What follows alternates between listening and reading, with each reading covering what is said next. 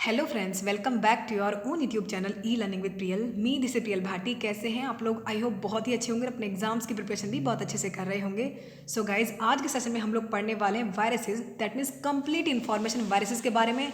इस सेशन को लेने के बाद कोई भी क्वेश्चन इससे बाहर नहीं जाने वाला है, बिकॉज वायरसेस क्या होते हैं, क्या नेचर होता है, कैरेक्टर्स क्या क्या होते हैं इनके जनरली, कितने टाइप के होते हैं, क्लासिफिकेशन कौन सा है, कौन सी डिजीज इनसे होती है, वो सभी पूरे सेशन में कंप्लीट करने वाले। That means one short session है, तो बिल्कुल अच्छे से देखना है। सो बात करते हैं आज के सेशन की। टीजीटी, पीजीटी और नीट के हिसाब से मोस्ट इंपॉर्टेंट टॉपिक है ये, तो एक एक लाइन को बहुत ही अच्छे से देखना है।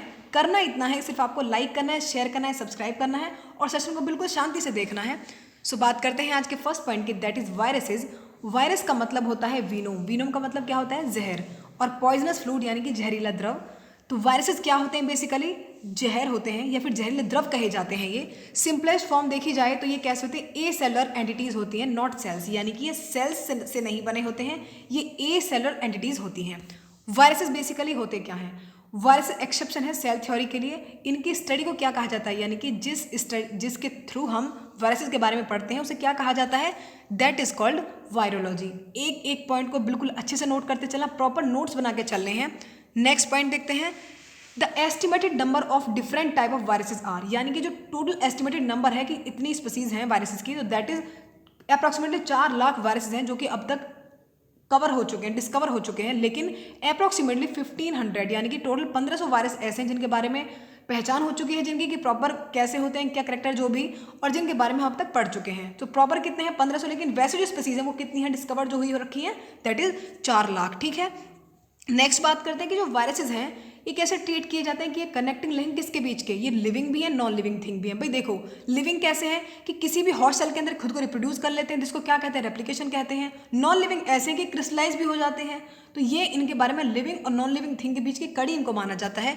वायरस क्या होते हैं? Viruses are obligatory intracellular parasites. इसका मतलब होता है कि they absolutely require living host cell, यानी कि इनको कोई हॉस्ट सेल चाहिए खुद को रिप्रोड्यूस करने के लिए, खुद को लिविंग रखने के लिए। इवन ये नॉन लिविंग है ही, अगर किसी सेल के अंदर नहीं है तो ये नॉन लिविंग ही कहे जाएंगे। ठीक है, खुद को मल्टीप्लाई करने के लिए इनको हॉस्ट सेल की जरूरत पड़ती है, तो इसलिए इनको क्या कहा जाता है? Obligatory intracellular parasite. ठीक है, they have a mixture of the properties of living non living things. इनके अंदर दोनों की ही प्रॉपर्टीज होती है। यदि हॉस्ट सेल से बाहर होते हैं तो क्या कहलाते हैं? नॉन लिविंग, और यदि हॉस्ट सेल के अंदर रहेंगे तो इनको लिविंग कहा जाता है। राइट, नेक्स्ट बात करते हैं नेक्स्ट पॉइंट की।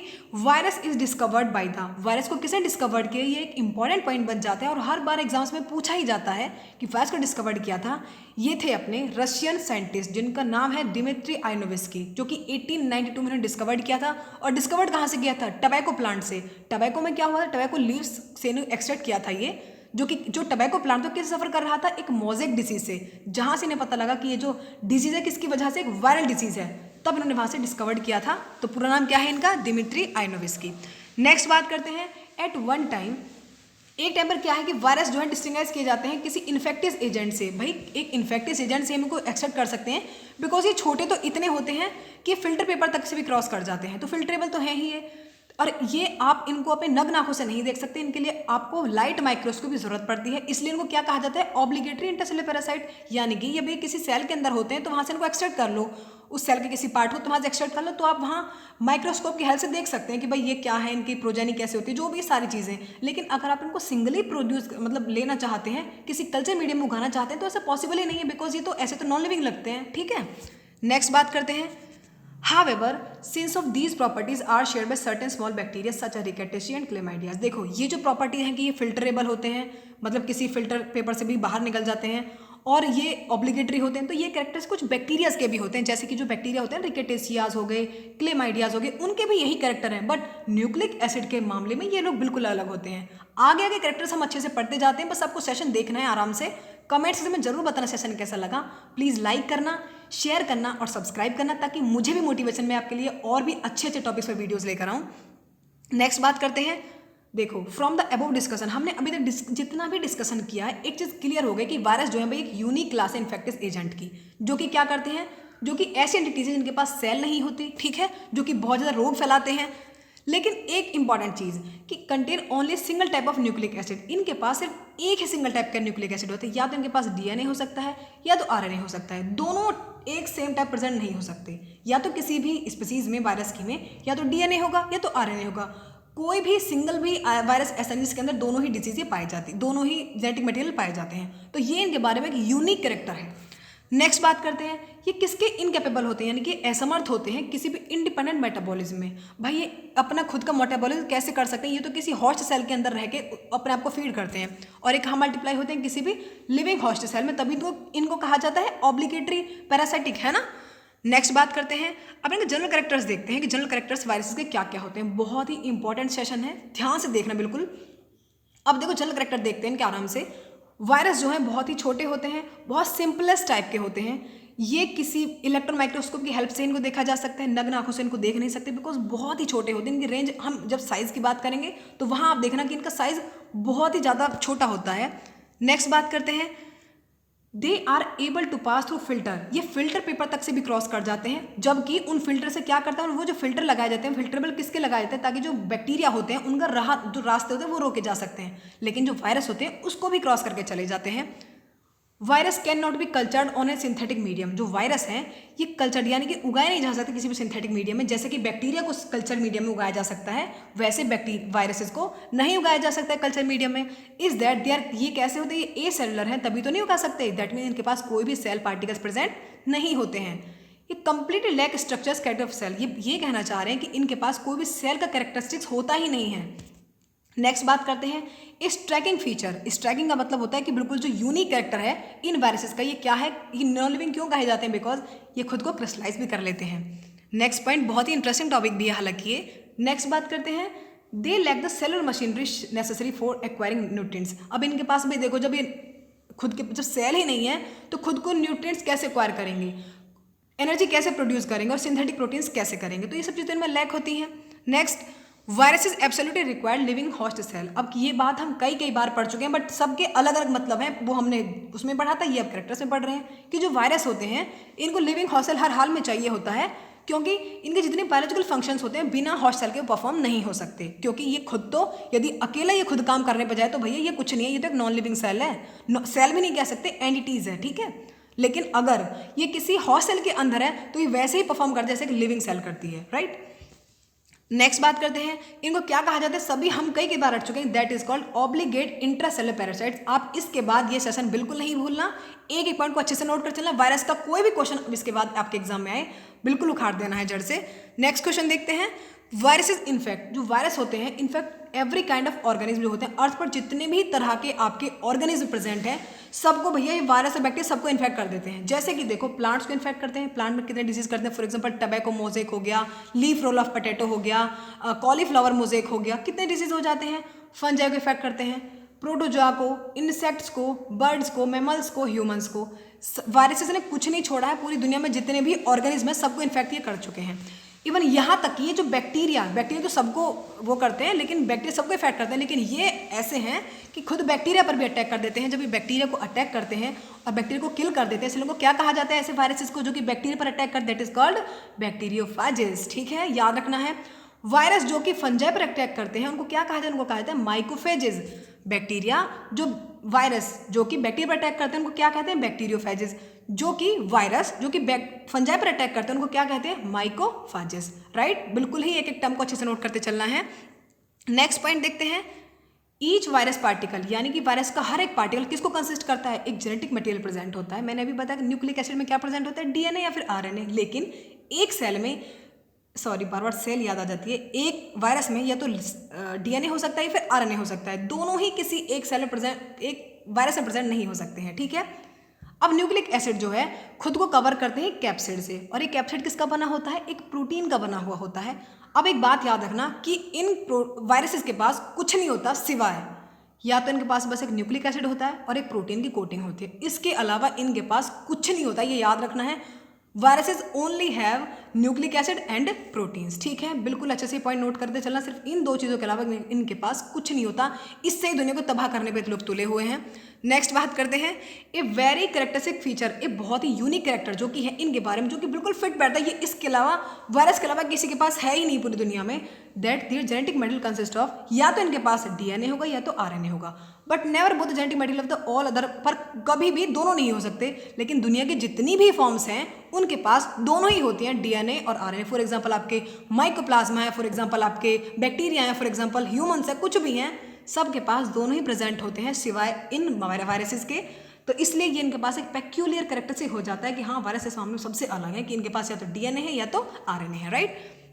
नेक्स्ट बात करते हैं like other organism virus are capable of self reproduction. हाँ, ये अपने आप को सेल्फ रिप्रोडक्शन भी कर सकते हैं। अब ये कैसे करते हैं ये देखना इंटरेस्टिंग है, बट द प्रोसेस जो होता है वायरस के रिप्रोडक्शन का वो सब अलग अलग सेंस में अलग अलग होता है, सबका रिप्रोडक्शन अलग होता है, ह्यूमंस का अलग है, बैक्टीरिया का अलग है, वायरस का अलग है, सबका अलग है। लेकिन इनके केस में क्या चीज़ है कि हाँ wire didn't divide two form, ये कभी भी न्यू इंडिविजुअल बनाने के लिए रिप्लिकेट नहीं होते हैं, इनका केस बिल्कुल अलग है। एक्सेप्शन क्या है कि virus only multiply inside living host cell by synthetic machinery जो होती है सेल्स की, उसको यूज करने के लिए, मतलब उसको यूज करके खुद को रिप्रोड्यूस तो कर लेते हैं। लेकिन इसके रिप्रोडक्शन मेथड को क्या कहा जाता है, जब खुद को मल्टीप्लाई करते हैं तो क्या कहा जाता है, दैट इज कॉल्ड रेप्लिकेशन। याद रखना है, what is called replication, the method of virus multiplication is called replication.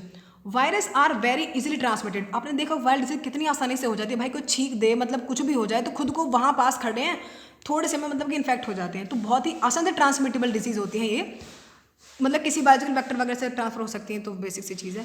All viruses are generally insensitive. अब ये बात ध्यान रखने की कि भाई इन पर कोई दवाइयों का असर भी नहीं होता, इनसेंसिटिव होते हैं। जैसे कि आपकी एंटीबायोटिक होगी, जैसे कि पेनिसिलिन, स्ट्रेप्टोमाइसिन, कुछ अदर मतलब कुछ और टाइप की डिजीज वो एंटीबायोटिक भी होती हैं, उनके लिए इनसेंसिटिव होते हैं। जबकि जो बैक्टीरियल डिजीज होती हैं उन पर ये काफ़ी असरदार होती हैं। बट वायरसेस ऐसे होते हैं कि इन पर ये जो पेनिसिलिन हुआ, स्ट्रेप्टोमाइसिन हुई, कई तरह के एंटीबायोटिक्स हैं, वो कुछ भी असर नहीं करती हैं। नेक्स्ट इनके साइज के बारे में बात करते हैं कि साइज कैसा होता है वायरसेस का। तो viruses are among the smallest biological entities, सबसे छोटे यही होते हैं वायरसेस। इनकी रेंज अप्रॉक्सीमेटली 20 nm से 40 nm तक होती है। कोई एक जो फुट और माउथ डिजीज, यानी कि जो क्या कहते हैं फुट और माउथ डिजीज जो फैलाते हैं जो वायरस, उनका साइज अप्रॉक्सीमेटली 20 to 40 nm तक होता है। डायमीटर कितना होता है 10 mm तक। लेकिन जो tobacco mosaic disease, tobacco mosaic virus जो होते हैं उनका साइज है 250 nm, तो लेंथ में काफ़ी बड़े होते हैं ना, और 50 nm होता है विड्थ में। नेक्स्ट पॉइंट देखते हैं कि वायरल स्ट्रक्चर कैसे होते हैं। Completely fully developed infectious virus is called वीरियन। जब कंप्लीटली फुली इन्फेक्टियस वायरस हो जाता है उसको क्या कहा जाता है, दैट इज कॉल्ड वीरियन। एक वीरियन जो होता है उसका इनर कोर इसका बना होता है न्यूक्लिक एसिड का। न्यूक्लिक एसिड में क्या होता है, वही अगेन रिपीट कर रहे हैं, डीएनए एंड आरएनए, डीएनए और आरएनए, डीएनए एंड आरएनए नहीं, डीएनए और आरएनए, राइट, जो कि किससे सराउंड रहते हैं, कैप्सिड से। कैप्सिड क्या है, कवरिंग है, जो कि किसकी बनी होती है, प्रोटीन की, राइट। अब जब ये दोनों चीज प्रेजेंट है, न्यूक्लिक एसिड और कैप्सिड, दोनों के हुए मिलाकर क्या कहा जाता है, न्यूक्लियो कैप्सिड, राइट। एक टर्म बिल्कुल अच्छे से नोट करते चलिए, आगे से हमको कुछ भी मिले इस ऑप्शन से, इस सेशन के बाहर कुछ नहीं जाने वाला है, बस आपको ये रट लो अच्छे से। तो नेक्स्ट बात करते हैं न्यूक्लिक एसिड की। न्यूक्लिक एसिड क्या होते हैं इनके, viruses contain single type of nucleic acid, या तो डीएनए या तो आरएनए, जो कि कहने का जेनेटिक मटेरियल होता है, या तो उनमें डीएनए प्रेजेंट होगा या फिर आरएनए प्रेजेंट होगा, वही चीज़ बताई गई है। तो सिंगल स्ट्रैंड भी हो सकते हैं और डबल स्ट्रैंडेड भी हो सकते हैं। नेक्स्ट पॉइंट देखते हैं, डिफरेंस क्या क्या होता है वायरस और सेलुलर ऑर्गेनिज्म के बीच में। अब देखते हैं कि वायरस कैसे अलग है दूसरे ऑर्गेनिज्म। फॉर एग्जांपल बैक्टीरिया के एग्जांपल ले लेते हैं, जैसे कि देखो virus are constructed along line, मतलब कि यही सिंपल बात की गई, पढ़ लेना। नेक्स्ट बात करते हैं कि जैसे कि और ऑर्गेनिज्म होते हैं, सभी 5 टैक्सोनॉमिक किंगडम है, लेकिन वायरस क्या होते हैं, सेलुलर, दैट इज मतलब इनके पास सेल नहीं होती, बाकी सबके पास सेल है। अब इनके पास जब सेल नहीं है तो मेटाबॉलिक मशीनरी भी नहीं होगी, जिससे क्या कर सकते हैं, खुद के न्यूट्रिएंट्स एक्वायर कर सकते हैं, एनर्जी जनरेट कर सकते हैं, खुद के प्रोटीन को सिंथेसाइज कर सकते हैं। और ये इनकैपेबल है कि असमर्थ होते हैं किसके लिए, फर्मेंटेशन के लिए, सेलुलर रेस्पायरेशन के लिए, फोटोसिंथेसिस। जब भी तो इनको जरूरत है कि भैया हॉस्ट सेल प्रोड्यूस करते हैं, हॉस्ट सेल में सर्वाइव करते हैं। इवन इनको जरूरत है क्या, जो इनके पास सारी चीज़ें होंगी तो, क्योंकि इनके पास सेल ही नहीं है। सेल क्या होती है, हमारी जिंदगी का आधार ही सेल है। जैसे एक घर बनाने के लिए ईंट की जरूरत होती है, वैसे हमारी बॉडी के लिए एक सेल की जरूरत होती है, right. The possession of only one kind of nucleic acid, ये चीज़ तो हम रट चुके हैं कि सिर्फ एक ही तरह के न्यूक्लिक एसिड पजेस करते हैं, या तो डीएनए या फिर आरएनए। यही एक यूनिक कैरेक्टरिस्टिक हम जिसके बेस पर हमको क्लासीफाई कर सकते हैं कि हाँ भाई ये बैक्टीरिया नहीं, ये वायरस है। नेक्स्ट बात करते हैं, the cell always arise directly from a free existing cell. देखो रुडोल्फ विर्चो ने क्या कहा था कि जो सेल होती है वो प्री एग्जिस्टिंग सेल से राइज होती है, लेकिन वायरस ऐसा नहीं होते हैं। वायरस कभी भी एराइज नहीं होते प्री एग्जिस्टिंग वायरसेस से। मतलब वायरस कभी भी जो पुराने वायरस होते हैं उनसे ग्रो नहीं हो सकते, बिकॉज ये तो सिर्फ एक रेप्लिकेशन करते हैं। नेक्स्ट बात करते हैं वायरस और बैक्टीरिया को कंपेयर करके देखते हैं कि जो वायरस बैक्टीरिया है और वायरस से कैसे अलग है। बहुत सारे बैक्टीरिया ऐसे होते हैं जो कि या तो सेप्रोफाइट्स होते हैं, सेप्रोफाइट्स का मतलब समझते हो, जो कि सड़े गले जो ऑर्गेनिक मैटर्स होते हैं फीड करते हैं, या फिर पैरासिटिक होते हैं कुछ बैक्टीरियाज पर, जैसे कि रिकेटेशियंस हो गए, क्लेमाइडिया हो गए, ये हो गई। ये कैसे होते हैं रिकेटेशिया और क्लाइमेडिया, ये दोनों ही क्या होते हैं ऑब्लिगेट इंट्रासेलुलर पैरासाइट्स होते हैं, जैसे कि वायरसेस होते हैं, बट न्यूक्लिक एसिड के मामले में बिल्कुल डिफरेंट होते हैं। वायरस कंप्लीटली कैसे होते हैं ऑब्लिगेट इंट्रासेलुलर पैरासाइट, यानी कि भाई ये किसी के अंदर ही मतलब हॉस्ट सेल के अंदर ही खुद को सर्वाइव कर सकते हैं, इवन तो नॉन लिविंग है। नेक्स्ट पॉइंट देखते हैं प्लाज्मा मेम्ब्रेन में कैसे होती है, प्रेजेंट होती है, किसमें बैक्टीरिया में प्लाज्मा मेम्ब्रेन प्रेजेंट होती है, इनमें कैसी होती है एब्सेंट होती है। बाइनरी फिजन इनमें पाया जाता है, भाई ये तो रिप्रोडक्शन ही नहीं कर सकते, खुद का एप्लीकेशन ही करते हैं ना उस तरीके से, तो इनमें एब्सेंट होता है। बहुत सारे बैक्टीरिया ऐसे हैं जो कि फिल्टर पेपर के थ्रू भी क्रॉस नहीं कर सकते, मतलब जो फिल्टर होता है फिल्टरेबल नहीं होते, कहने का मतलब ये है। लेकिन ये कैसे होते हैं फिल्टर पेपर के थ्रू, फिल्टर के थ्रू भी बाहर निकल जाते हैं, इनके छानने के बाद भी बाहर निकल जाते हैं। देखो बैक्टीरिया जो होते हैं ये दोनों तरह की चीज़ रखते हैं, यानी कि डीएनए भी होता है इनके पास और आरएनए भी होता है, लेकिन वायरसेस के पास या तो डीएनए होगा या तो आरएनए होता है। राइबोसोम प्रेजेंट होते हैं किसमें बैक्टीरिया में, लेकिन एब्सेंट किसमें होते हैं वायरसेस के पास कोई भी राइबोसोम प्रेजेंट नहीं होता है। They are sensitive to antibiotic, ये जो आपके बैक्टीरिया होते हैं ये सेंसिटिव होते हैं एंटीबायोटिक, यानी कि जब हम क्या कहते हैं बुखार हो गया, कोई बीमारी हो गई तो हम कोई एंटीबायोटिक ले लेते हैं तो ये मर जाते हैं, लेकिन ये वायरस जो होते हैं इन पर कोई भी असर नहीं होता है इन दवाइयों का। नेक्स्ट बात करते हैं एटीपी जनरेटिंग मेटाबॉलिज्म प्रेजेंट होते हैं, जिनके पास सेल है तो सेल में तो माइटोकॉन्ड्रिया भी होगा, माइटोकॉन्ड्रिया तो पावर हाउस भी होगा, भाई एटीपी जनरेट भी होगी, लेकिन जो सेल ही नहीं है तो क्या ही प्रेजेंट हो, तो दैट इज एब्सेंट। अब बात करते हैं कुछ इंपॉर्टेंट डिसीज जो वायरल डिसीज है प्लांट्स के, उनके बारे में बात कर लेते हैं। हमें इस सेशन में कुछ भी छोड़ के नहीं चलना है, तो बात करते हैं कुछ इंपॉर्टेंट वायरल डिसीज है प्लांट्स की जो कि बार बार एग्जाम्स में पूछी जाती है। फॉर एग्जांपल आपकी टबैको मोज़ेक, भर भर के क्वेश्चन आते हैं इनसे, जैसे कि टबैको मोज़ेक जो है फर्स्ट रिकॉग्नाइज्ड डिसीज है, सबसे पहले यही खोजा गया था पूरे वर्ल्ड में कि टबैको मोज़ेक क्या होता है, उसी से पता लगा था कि वायरस क्या होते हैं, जो कि किसने डिस्कवर्ड किए थे, इवानोविस्की ने, ठीक है। नेक्स्ट बात करते हैं टबैको मोज़ेक डिसीज जो है ये पाई जाती है बहुत सारे प्लांट्स में, ये ऐसा नहीं कि टबैको मोज़ेक है तो सिर्फ टबैको में ही होगा, दैट इज ये मोज़ेक डिसीज जो है ये तो आपकी टमाटोज में, स्पेशली जो कि ग्रीन हाउस में उगते हैं ना वो सभी प्लांट्स में मोस्टली पाई जाती है। टबैको प्लांट जो रहते हैं किसको इन्फेक्ट करते हैं, इनकी जो पत्तियां होती हैं कैसे येलो हो जाती हैं, ग्रीन मॉटलिंग, मॉटलिंग का मतलब समझते हो, मॉटलिंग का मतलब होता है मुरझा जाती हैं जो पत्तियां होती हैं, ग्रीन ग्रीन सी येलो हो जाती है, उसके बाद मुरझाने लग जाती हैं इनकी पत्तियां, ठीक है। ये जो टिपिकल मोज़ेक सिम्टम है इससे क्या होगा, इससे लीफ डिस्टॉर्शन हो जाने की, जो उनकी पत्तियां होती हैं उनकी आकृति बिगड़ जाती है। मेल फॉर्मेशन का मतलब होता है कि ठीक से ग्रो नहीं कर पाते, मतलब कि जो पत्तियां वगैरह होती हैं कुछ उनके पार्ट्स होते हैं इंपॉर्टेंट प्लांट्स के वो ठीक से ग्रो नहीं कर पाते, तो स्वेलिंग हो जाती है, ब्लिस्टर यानी कि दाग से हो जाते हैं उन पर, तो ये सारी चीज़ें इनमें देखने को मिलती है इस कैरेक्टर में। नेक्स्ट बात करते हैं लीफ रोल ऑफ पोटैटो, ये भी किसके द्वारा होती है, भी एक वायरस के द्वारा ही होता है। इसमें क्या होता है, this is one of the important disease of plant causing severe losses, ये पोटैटो प्लांट्स में भी होती है जो कि बहुत सारे लॉसेज आपको देखने को मिलते हैं इसमें। इसमें होता क्या है basically, the leave show mild mottling, मुरझा जाते हैं थोड़े थोड़े पत्तियां इनमें, इनके जो किनारे होते हैं देयर एजेस या तो ऊपर की तरफ या नीचे की तरफ मुरझा जाते हैं। The road leaflet become stiff rigid and leathery हो जाता है। नंबर ऑफ ट्यूबर्स, भाई आलू में ट्यूबर्स निकलते हैं वो प्रोड्यूस पर प्लांट, उनके जो साइज होते हैं ट्यूबर्स जो निकलते हैं आलू में वो क्या होते हैं ग्रेडली रिड्यूस हो जाते हैं इस वायरस की वजह, तो क्रॉप पूरी तरह से बर्बादी हो जाती है।